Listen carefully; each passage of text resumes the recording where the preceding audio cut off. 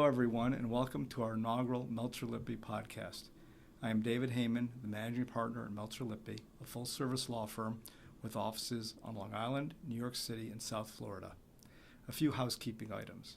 The goal of this podcast is just to highlight a legal issue. It is not to provide legal advice, nor should any of what we say be taken as legal advice. If what we discuss is interesting to you, please reach out to your Meltzer Lippe attorney. Okay, with that out of the way, I'm delighted to have joining me my colleague, Sherry Sandler, a partner in our corporate group. Sherry and I will be discussing Securities and Exchange Commission's regulatory oversight powers. Thank you, David. I'm very excited to be here. Great. Sherry, so you bring a breadth of regulatory experience to Meltzer Lippe. Can you explain to everyone what that is? Absolutely, David. So I do have a very unique background in the industry where I have over 20 years of exchange and regulatory experience, but 20 years of securities, capital market, and M&A experience. I really draw on my deep experiences in the industry and my connections with the SEC and FINRA and my history with them to really proactively guide companies on ways that they can fulfill regulatory obligations, reporting, and SEC and FINRA inquiries and audits. Most recently, I spent 8 years at the New York Stock Exchange. Great. So I'm sure most people out there think of public companies when I think of the SEC. That is, of course, unless they're thinking of the Southeastern Conference, in which case it's basketball and football, as they have 7 teams in the Sweet 16 as of the taping of this. So that being said, what is it that the SEC does? You are correct, David. So about the 7 teams, or do they do other stuff? The other stuff. Okay. So the SEC did arise from the ashes of the great stock market crash of 1929. And in the peak of the Depression, the Securities Act of 1933 was published. And a year after that, we had the Exchange Act of 1934. As many know, the Securities Act of 1933 requires that companies that want to offer or sell securities in the United States need to register with the SEC and go through an intensive registration process on Form S-1 with all sorts of public disclosures. And obviously there are exemptions. This is if they don't fulfill any exemptions. The Exchange Act of 1934 requires that any issuers that want to list a class of equity securities on a national securities exchange must register with the SEC and then must have periodic reporting requirements. As most know, those are your 8Ks, 10Qs, 10Ks, beneficial ownership, insider filings, Forms 3, 4, and 5. And then obviously if you hit certain beneficial ownership thresholds, such as owning 5% of the voting shares of a company, you would file a Form 13D. Great.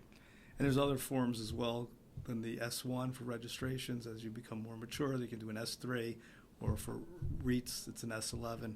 So there's a lot of complications associated with being a public company. But the SEC's regulatory authority goes beyond just the 33 and 34 Acts, correct? You are absolutely correct in that. So the SEC has broad authority over the securities industry and the financial markets. So the publications we spoke of earlier only is governed actually by the Division of Corporate Finance at the SEC. But there's many divisions at the SEC. There's Trading and Markets. There's IM, Investment Management. There's DERA, which is the Division of Economic Risk Analysis. There's Enforcement. There's Examination. So you mentioned investment management, which kind of gave me some shivers. Many of us have those shivers from that division. I have had the pleasure of dealing with them a few times in my career on an investment advisor's audit. Can you explain that a little bit to us? So absolutely, you are correct. IM does deal with the 40 Act, which is the Investment Company Act of 1940, the Investment Advisors Act of 1940, and other federal securities regulations that pertain to the asset management industry. However, the mistake that people make, David, and many corporate clients aren't aware of the fact that there are ways that you could become regulated by the 40 Act without even realizing it, because there's threshold obligations.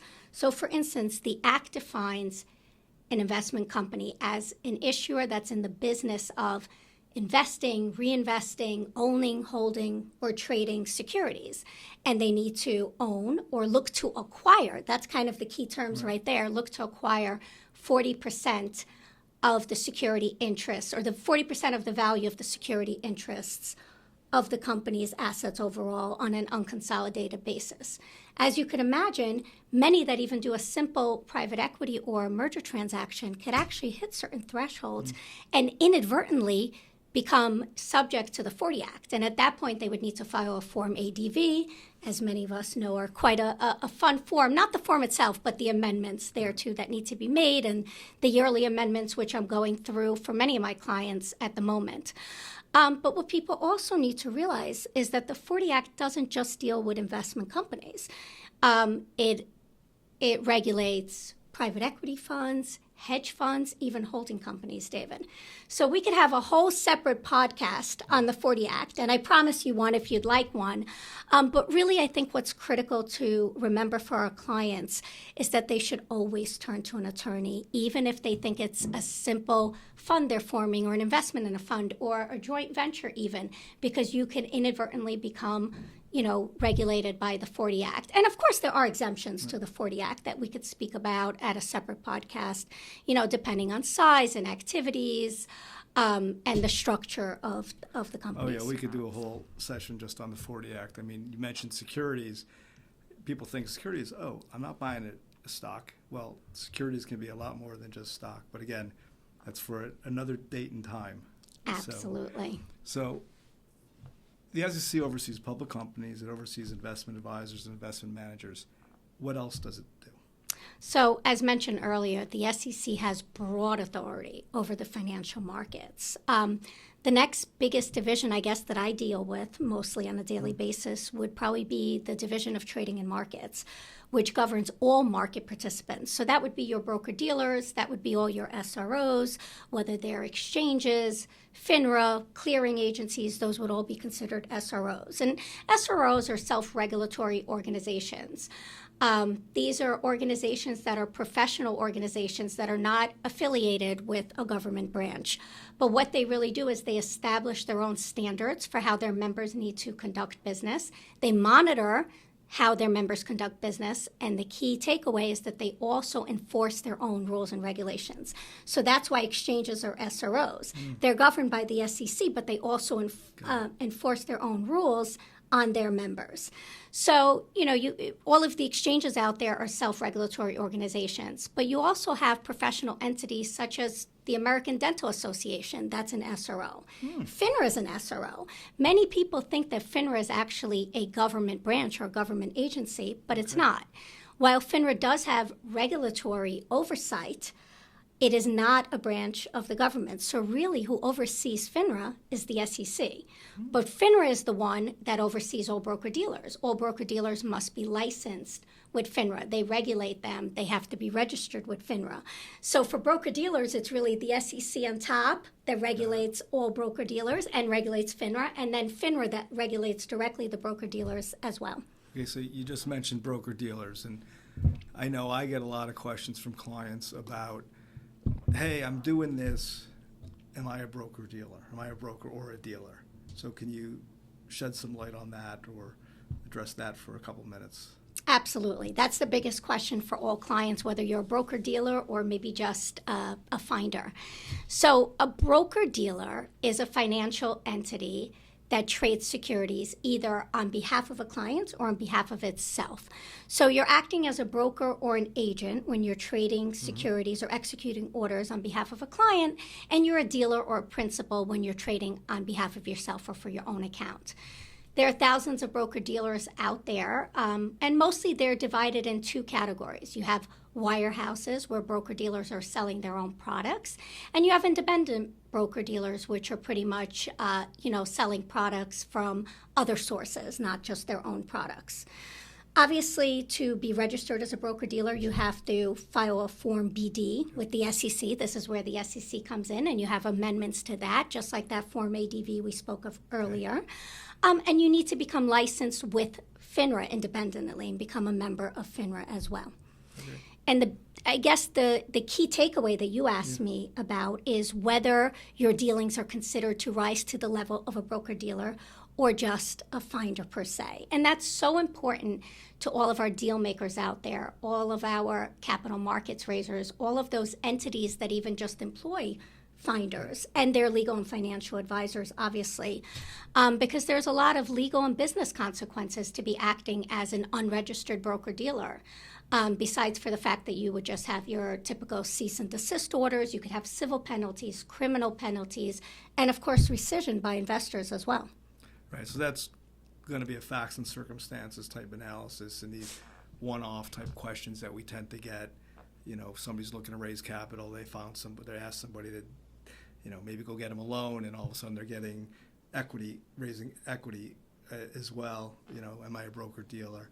Those are all, again, things that come up that you have to ask about, and every situation is different. So don't just think that, oh, I'm doing this, so it's okay, or it's not okay, because everything's different. So it sounds like the SEC has its hands in a lot of pots. I believe you mentioned the stock exchanges that are in SROs, and they're self-regulated organizations. So what is it the SEC does with them? What's their involvement with them? Absolutely, David. So as mentioned earlier, the SEC does have this broad authority over the financial markets. The critical mission of the SEC, as everyone knows, is to protect investors. But its mission is also to protect the integrity of the markets and the market system. And that would mean to ensure that you have free and orderly markets, that you don't have undue burdens on competition. And that being said, that's all markets, not just your major exchanges, but the over-the-counter market space as well. For example, we have OTC markets, we have the pink markets, we even have global OTC, which is New York Stock Exchange's over-the-counter securities electronic marketplace. And the way that the SEC regulates the SROs, actually, a prime example is all SROs have to actually file an SEC Form 19B4 for any rule changes that that exchange makes, including any rule changes that they make for their members that need to follow those rules. They need to be approved by the SEC. The SEC also administers the national market system and all the plans under the national market system. So we've got the SEC, we've got SROs, and now we have the national market system. So I think most people, when they think of, quote, stock exchanges, close quote, think of New York Stock Exchange. And even though it's not a stock exchange, NASDAQ. It sounds to me like there's other ones. Absolutely. So before I even get into that, because there's probably at this point 27 of them, David. But let me explain a little bit. So the national market system was created from the Securities Act amendments of 1975. And their creation, as well as the plans under the national market system, they're regulated by Section 11A of the Exchange Act. And that's really to promote free transparency in the marketplace by regulating all of the U.S. major stock exchanges and creating almost uniform trading rules amongst the exchanges and rules pertaining to disclosure and execution of trades. So one of the things NMS does, the national market system, is that they actually, for instance, just as an example, they establish a uniform plan for the selection and reservation of security symbols.